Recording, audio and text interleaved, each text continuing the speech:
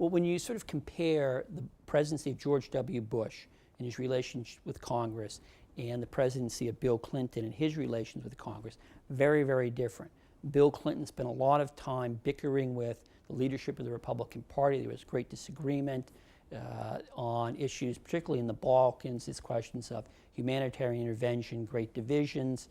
On the case of going to the Kosovo War, Bill Clinton couldn't get the Congress to sign off on what he proposed to do, but he went ahead and did it anyway.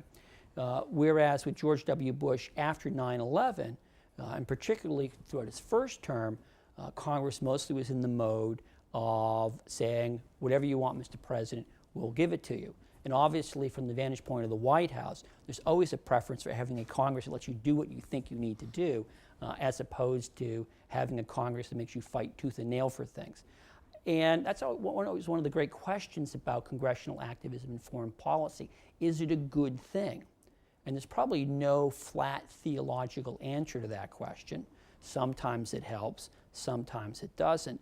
My guess is that the framers really sort of understood the nature of politics. They're very much realists, and they understood that a little bit of tension can go a long way in forcing people to be smarter about what it is they're doing and to work a little bit harder. But of course, you can obviously take a fruitful tension, fruitful conflict between the two ends of Pennsylvania Avenue and turn it into a destructive, bitter, partisan exercise.